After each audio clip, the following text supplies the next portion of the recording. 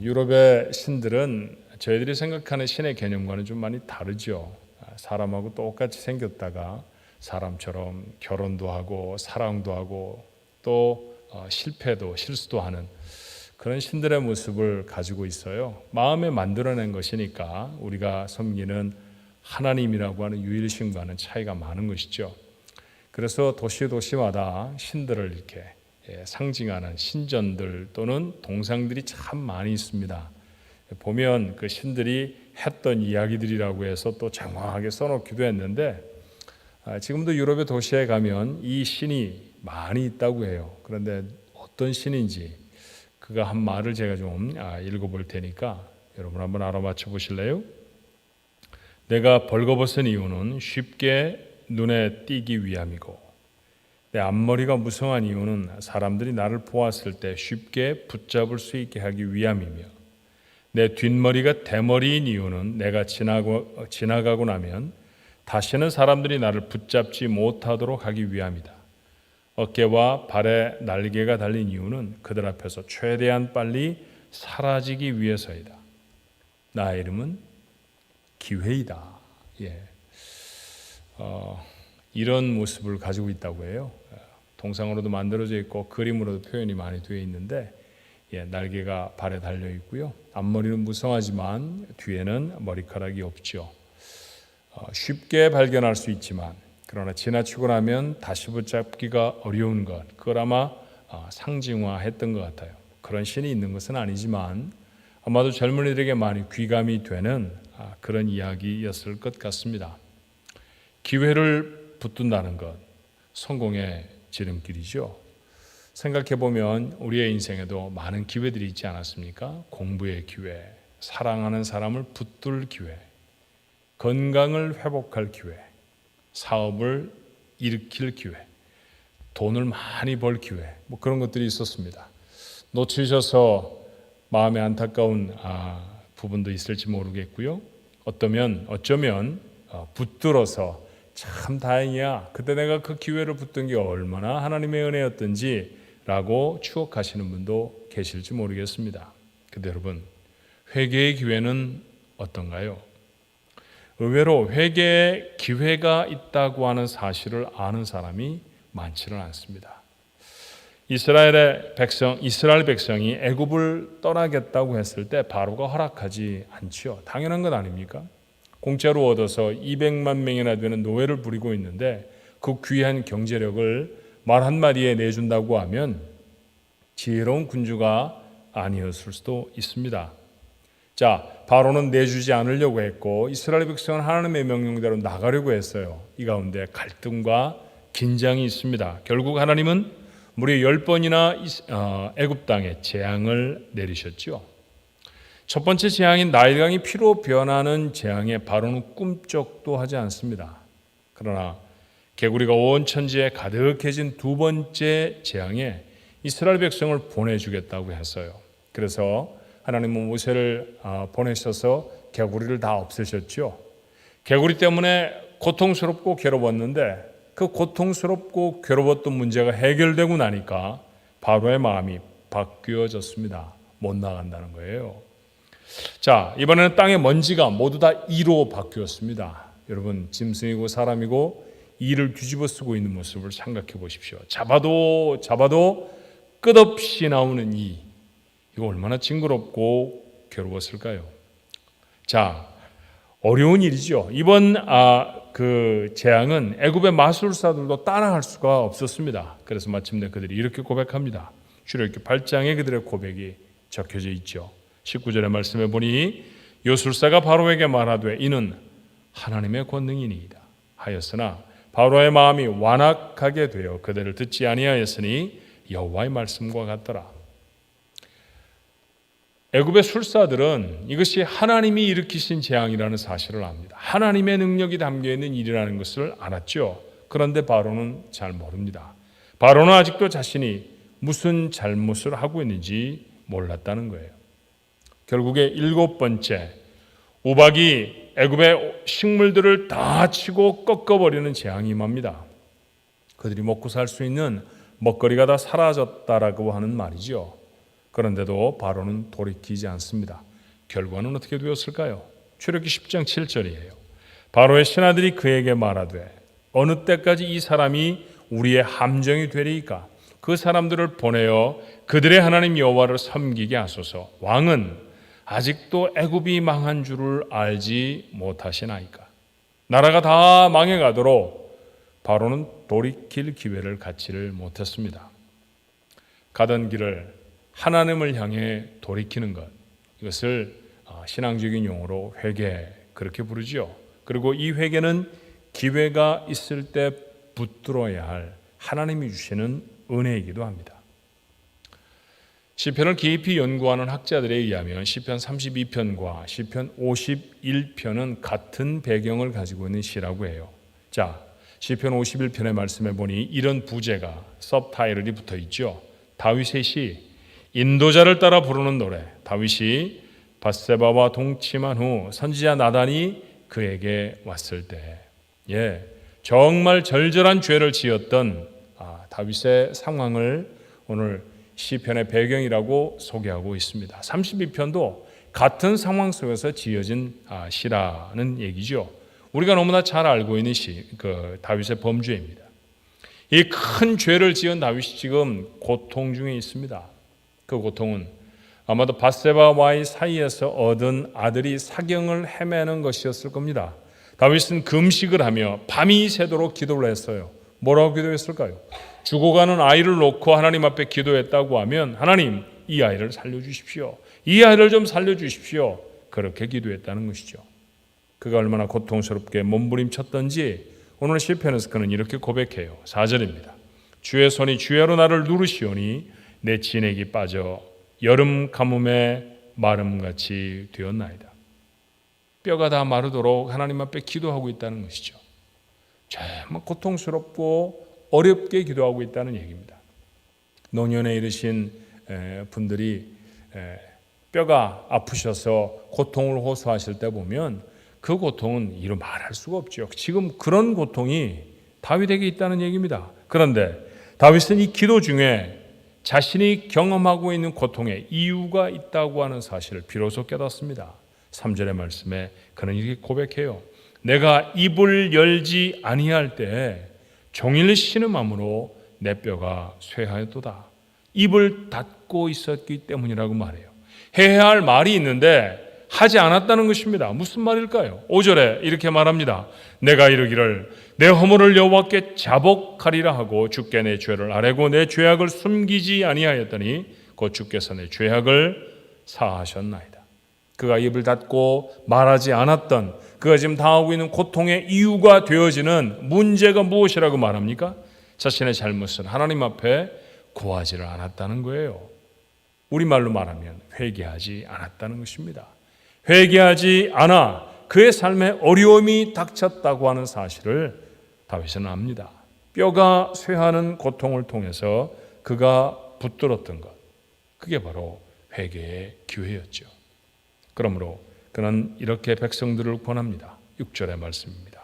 이로 말미암아 모든 경건한 자를 주를 만날 기회를 얻어서 주께 기도할지라. 진실로 홍수가 범람할지라도 그에게 미치지 못하리라. 회개의 기회가 찾아왔을 때 그 기회를 놓치지 말고 붙들라고 다윗은 자신의 백성들을 간곡하게 설득하고 있습니다. 회개의 기회를 놓쳐버리면 얼마나 큰 문제가 생기는지를 보여주는 사건이 창세기 3장에 등장을 하죠. 아담과 하와가 범죄하였습니다. 하나님이 먹지 말라고 하신 실과를 먹은 것이죠. 당장 그들에게 생긴 변화는 하나님을 두려워하게 됐다라는 거예요. 그래서 그들은 하나님의 얼굴을 피해 숨었습니다. 그런 그들을 하나님이 이렇게 부르시죠. 창세기 3장 9절의 말씀입니다. 여호와 하나님이 아담을 부르시며 그에게 이르시되 내가 어디에 있느냐. 읽으면 읽을수록 이상한 말씀 같지 않으세요? 에덴 동산이 넓으면 얼마나 넓다고 숨어버린 아담 하와를 하나님이 못 찾으셨다는 이야기입니까? 그랬을 리는 없죠. 하나님은 그들이 어디에 있는지 아십니다. 왜 피해서 숨어 있는지도 아셨을 것입니다. 그런데도 물으십니다. 그들의 입으로 들으셔야 할 대답이 있기 때문이죠. 하나님의 물으심은 그들의 위치를 묻고 계신 게 아니었습니다. 그들의 놓여져 있는 상태가 어떤 것인지를 물으십니다. 잘못했다고 해야 했습니다. 지금 우리가 말하고 있는 대로 말하면 회개의 기회이죠. 그런데 아담의 대답은 이랬습니다. 10절이에요. 이르되 내가 동산에서 하나님의 소리를 듣고 내가 벗었으므로 두려워하여 숨었나이다. 벌거벗어서 하나님이 두려워졌습니다. 그래서 숨어 있습니다. 여러분, 웃기는 말입니다. 언제 아담이 옷을 입고 있었을 때가 있었나요? 그렇다고 하면 갑자기 벌거벗음이 두려움이 되는 이유가 무엇인지를 살펴야 하지 않았을까요? 하나님이 그래서 다시 물으세요. 이르시되 누가 너의 벗었음을 내게 알렸느냐? 내가 내게 먹지 말라 명한 그 나무의 열매를 내가 먹었느냐? 이번에 하나님의 질문은 훨씬 더 구체적이죠.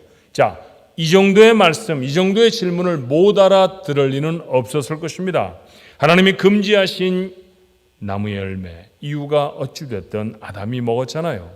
그러면 대답은 제가 먹었습니다. 잘못했습니다. 용서해 주옵소서. 이게 맞는 답입니다. 그런데 아담은 다시 한번 회개의 기회를 놓쳐요. 12절의 말씀에 그가 주절주절 늘어놓는 이야기는 이런 것이지요. 아담이 이르되 하나님이 주셔서 나와 함께 있게 하신 여자 그가 그 나무 열매를 내게 주므로 내가 먹었나이다. 여자 때문이라는 것입니다. 더 나아가면 달라지도 않았는데 덜렁이 골칫덩어리 여자를 만들어 자신에게 안긴 하나님 때문이라는 거예요. 말은 청산유수로 하는데 정답은 아니었습니다. 종종 우리의 지식이, 우리의 얕은 꾀가 우리가 마땅히 가야 할 길을 흐려버릴 수 있다라고 하는 사실을 놓치지 않아야 합니다. 자, 여자는 좀 낫지 않았을까요? 전 세계에 요즘은 나라를 다스리고 회사를 인도하고 이런 탑에 서 있는 사람들 중에 여자들이 적지 않습니다. 굉장히 많아요. 심지어 유럽의 작은 나라 하나는 수상에서부터 모든 장관들이 다 여자인 경우도 있더라고요. 자, 그러니 여자에게 좀 기대를 걸어 보십시다. 하나님이 여자에게 하와에게 물으셨어요. 13절입니다. 여호와 하나님이 여자에게 이르시되 내가 어찌하여 이렇게 하였느냐? 여자가 이르되 뱀이 나를 꿰므로 내가 먹었나이다. 제가 잘못했습니다 라는 얘기는 누구도 하고 있질 않아요. 제가 실수했습니다. 하나님 용서해 주십시오 라고 하는 회개의 이야기는 아무도 하지 않습니다. 그 누구도 회개의 기회를 붙들지 않죠. 하와도 도망가기에 바빴습니다. 뱀 때문이라고 말합니다. 그렇게 첫 번째 사람들은 그들에게 찾아온 회개의 기회를 잃어버립니다. 아담 하와의 사건에서 우리가 깨닫게 되는 게 뭘까요? 하나님은 늘 먼저 회개의 기회를 주십니다. 이스라엘의 역사 속에 하나님의 징벌로 당한 국가적인 재난이 참 여러 번 있었습니다. 하지만 하나님은 언제나 선지자를 보내셔서 그들의 죄를 지적하시고 돌이킬 기회를 주시지요. 그렇다고 하면 한 가지 사실을 알게 되잖아요.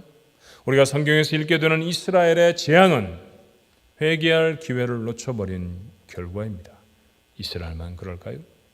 오늘 우리 살아가는 우리의 삶에 닥쳐오는 재앙, 우리가 경험하고 있는 어려움과 고난의 모습들은 혹 이런 것이 아닐까요? 조금 더 깊이 생각해 보기를 원합니다. 아담은 왜 회개의 기회를 놓쳤을까요? 단언적으로 말하면 하나님의 말씀을 잘 못 알아들었기 때문입니다. 하나님이 물으시는 질문은 죄를 지었느냐 였습니다.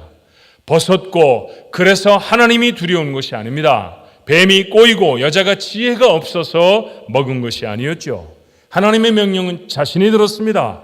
그런데 그 명령을 들은 아담 자신이 하나님의 뜻을 따르지 않았어요. 누가 뭐라고 해도 상황이 어떻게 됐든 간에 죄를 지은 자는 아담이었습니다. 내가 죄를 지은 것이었습니다.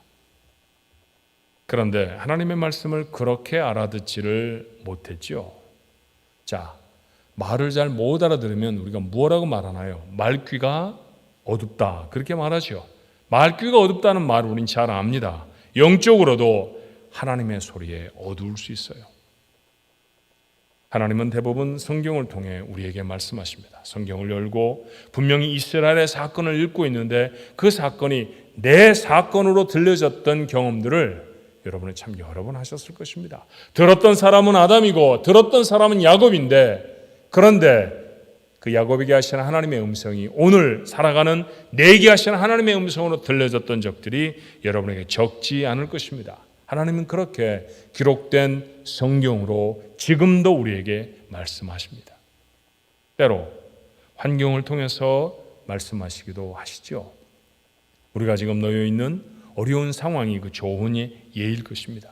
그런데 성경을 통해 우리에게 말씀하시던, 상황을 통해서 우리에게 말씀하시던 그 하나님의 말씀을 제대로 들으려고 하면 귀가 밝아야죠. 영적으로 민감해야 합니다. 자주 듣는 사람이 더 잘 듣습니다.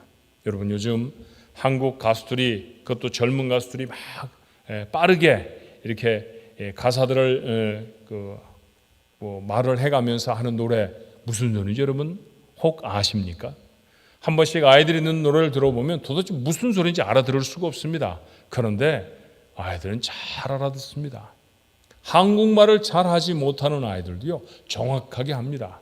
요즘 한국의 세계에서 노래 가장 잘 부르는 그룹의 그 남자 가수들은 한국 사람 아닙니까? 하얀 백인 아이들이, 한국말을 배우지도 않은 아이들이 한국말로 가사를 다 따라합니다. 왜 그럴까요? 수없이 들었기 때문입니다. 열심히 들으면 그 말이 무슨 말인지 압니다. 정확한 발음으로 말할 수도 있습니다. 그래요. 잘 들으려고 하면 자주 들어야 합니다. 그래서 매일 성경을 통해서 하나님의 말씀을 들어야 하는 것이죠. 기도합니다. 기도라는 것이 내 말을 하나님 앞에 전하는 것이 기본적인 개념이지만, 그러나 기도 중에 하나님이 우리에게 하시는 말씀을 듣는 것도 기도의 절반의 의미라는 사실을 놓치지 않아야 합니다. 하나님의 음성을 들으려고 기도하는 것이죠. 우리는 세상의 소리에 참 민감합니다. 어느 곳에 집값이 오른다고 하면 그곳에 집 사려고 하지요. 같은 물건이라도 싸게 파는 곳이 있다고 하면 기가 막히게 그곳을 찾아가서 그 물건을 사오고 맙니다. 좋은 대학에 보내는 학교, 공부를 잘하게 만드는 학원, 학부형들 잘 압니다. 사람의 소리에도 참 민감하지요. 누가 뭐라고 하면 즉각 반응을 합니다. 예뻐졌다고 하면 하루 종일 콧노래가 나옵니다. 똑똑하다는 소리를 들으면요, 괜히 어깨에 바람이 훅 들어가기도 하지요. 그런데 반대의 얘기는 어떤가요? 살이 좀 쪘다는 얘기를 들으면 거울을 볼 때마다 신경이 쓰입니다. 그 사람 참 셈이 흐려. 그런 얘기를, 내 얘기를 어떤 사람이 했다고 내가 들으면 보통은 어떻게 하나요? 참다 전화를 해서 따져 주기도 하지 않습니까? 사람의 말에는, 세상의 말에는 이렇게 민감하답니다. 그런데 여러분에게 질문하고 싶어요. 하나님이 여러분에게 하시는 말씀에도 여러분은 그렇게 민감하십니까? 바로가 재앙을 거푸당하며 하나님의 말씀을 들었다고 하면 애굽은 그렇게 망하지 않았을지도 모릅니다. 갑자기 잘 되던 가게가 어려워집니다. 하나님의 메시지를 담고 있는 건 아닐까 질문해야 하지 않을까요? 가깝던 사람들과 갈등이 생기고 큰 다툼에까지 이르게 되었습니다. 그러면 우리는 속상해서 아무개가 잘못한 거야, 왜 말을 그따위로 하는 거야 라고 다른 사람을 탓하고 있지만, 혹 하나님이 뭐라고 하시는지 그 다툼과 그 갈등 속에 하나님의 음성을 들으려고 하늘을 향해 마음을 열어야 하는 것은 아닐까요? 멀쩡하던 건강에 위험한 신호가 오고 예상하지 못했던 문제와 어려움들이 거푸 일어납니다. 잘 나가는 것 같았던 자녀들 속에 어려운 환경이 생기고 문제가 일어납니다. 그러면 하나님께 질문해야죠. 이 사건과 이 문제를 통해서 하나님이 내게 하시는 말씀은 혹 없을까 들을 수 있어야 합니다. 하나님의 주시는 기회일지 모릅니다. 만약 그것이 하나님의 주시는 기회라고 하면 그 기회를 놓치지 않아야 합니다. 우리에게 정말 필요한 것은 사람이 뭐라고 하는 말에 발끈하며 반응하는 감정의 예민함이 아닙니다. 하나님의 말씀을 온전히 알아듣는 영적 예민함이 필요합니다. 감정적으로는 참 예민한 사람들이 영적으로는 둔감하기 짝이 없는 사람들 정말 많습니다.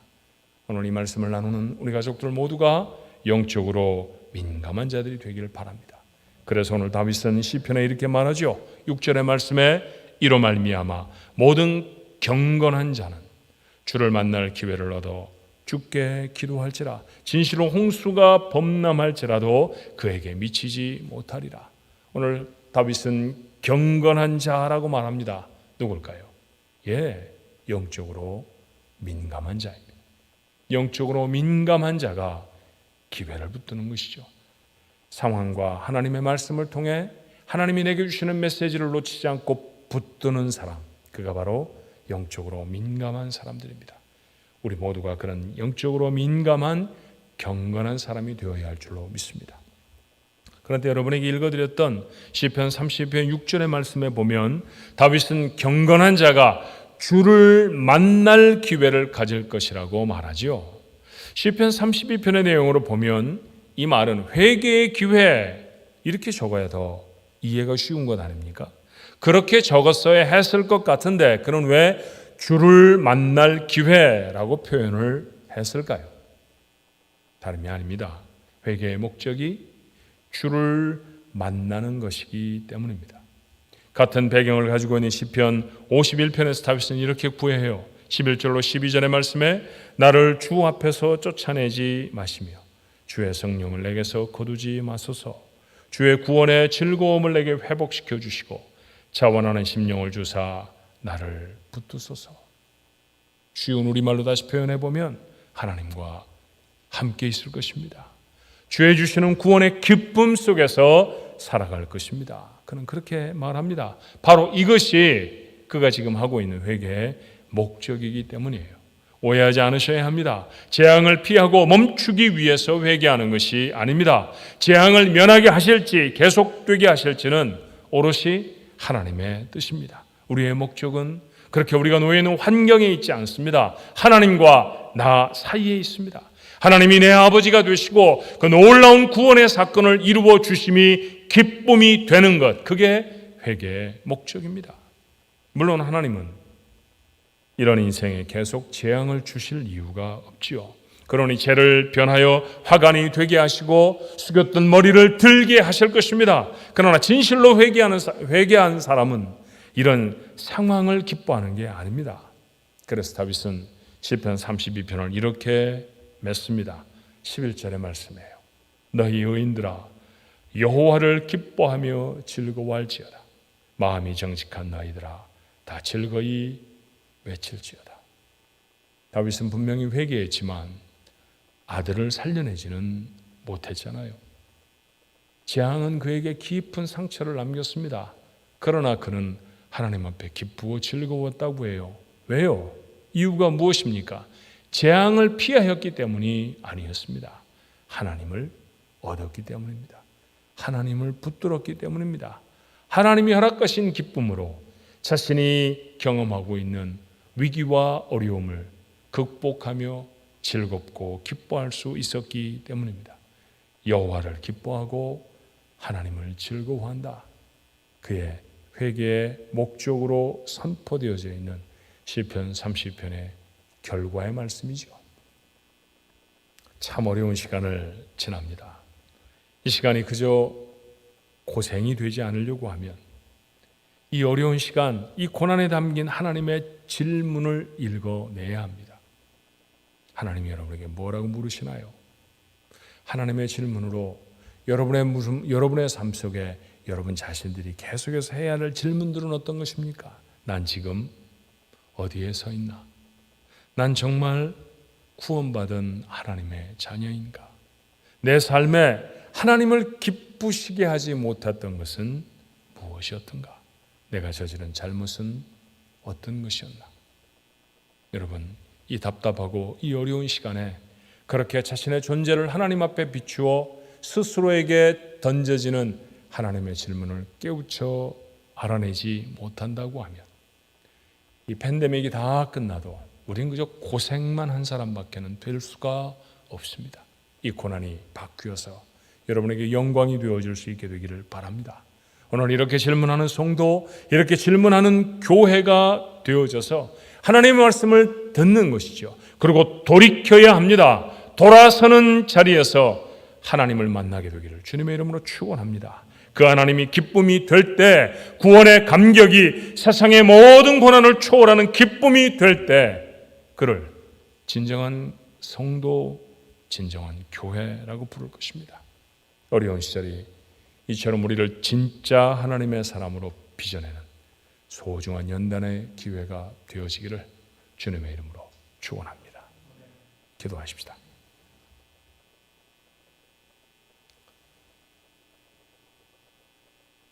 오고 가는 세대가 모두가 다 알았던 다윗의 가장 부끄럽고 처절한 잘못, 그 잘못 때문에 그의 삶에 재앙이 찾아왔습니다. 재앙이 찾아오기까지 몰랐던 것 같습니다. 우리의 아내를 침실에 불러들였을 때, 그에게 아이가 생겼을 때, 우리아를 짐짓 전쟁터에 몰아넣어 죽였을 때, 사람들이 입에 발린 소리로 칭찬하는 소리를 들으며 우리아의 아내를 자신의 아내로 맞아들었을 때, 아무도 모르는 것 같아 아이를 낳았을 때, 다윗은 무슨 잘못을 하고 있는지 몰랐습니다. 그런데 그 아이가 병에 걸립니다. 죽어갑니다. 그 아이를 붙들고 하나님 앞에 기도하는데 심장이 찢어지는 것 같았습니다. 뼈가 다 말라 진액이 쏟아져 버리는 것 같았습니다. 고통스럽고 괴로운데 하나님의 메시지 하나를 붙듭니다. 잘못한 게 없느냐? 네가 서 있는 데가 옳은 자리이냐? 그 음성을 듣고 다윗이 일어섭니다. 하나님, 입 닫고 있어서 마땅히 해야 할 회개를 하지 못해서 하나님, 그래서 고난이 오는 줄 몰랐습니다. 제가 잘못했습니다. 저를 용서해 주시옵소서. 다윗이 그렇게 기도했더니 하나님이 그의 죄를 사하셨다고 합니다. 하나님, 같은 문제와 어려움들을 우리의 삶이 경험하고 있는 것은 아니겠습니까? 우리가 지금 전 세계적으로 어려움을 당하고 있을 때 하나님이 어려움 속에서 우리의 존재가 하나님 앞에 바른 자였는지 질문해야 하는 것 아닙니까? 건강의 위태로움을 가졌을 때, 경제적으로 어려워졌을 때, 사람들과의 관계가 깨어져 버렸을 때, 우리가 예상하지 않았던 문제와 어려움들이 생겼을 때 정말 우리는 짜증내고 화내며 다른 사람 때문이야라고 책임을 전가하는 일에 바빴습니까? 아니면 하나님, 제게 무슨 말씀을 하고 계십니까? 저는 정말 바른 자로 하나님 앞에 서 있습니까? 라고 질문했었습니까? 아버지 하나님, 고난을 당할 때 우리 스스로에게 질문할 수 있게 하여 주옵소서. 하나님의 메시지를 찾아 알게 하여 주시옵시고 이 귀한 회개의 기회를 흘려버리지 아니하고 붙들 수 있도록 주여 축복해 주시옵소서. 아버지 하나님, 얼마든지 회복될 수 있었던 에덴 동산에서의 실패, 하나님 저들은 복구하지를 못했나이다. 한나라의 왕이 하나님 앞에 돌아설 기회를 놓쳐버리니 나라가 거덜나 버렸다는 사실도 바로의 사건을 통해 우리가 봅니다. 아버지 하나님, 그런 미련한 자의 걸음을 저희들이 다시 걷지 않게 하여 주시옵소서. 오늘의 상황과 오늘 우리에게 개인적으로 몰려오는 문제와 어려움들을 통해 하나님의 음성을 듣고 회개의 기회를 붙들고 하나님 앞에 새로워질 수 있게 하시고 하나님을 회복하는, 하나님이 기뻐지고 구원의 감격이 우리를 놀라운 기쁨의 사람으로 만드는 은혜의 삶을 살게 하여 주옵소서. 모두가 다 힘들다고 하는 고난의 시기이지만 이것이 고생스러운 시간으로만 지나지 아니하도록 이 어려움을 다 지나고 난 다음에 정금같이 빛나는 더 성숙된 교회와 성도들 모두가 되어지도록 축복해 주시옵소서. 예수님의 이름으로 간절히 기도하옵나이다. 아멘.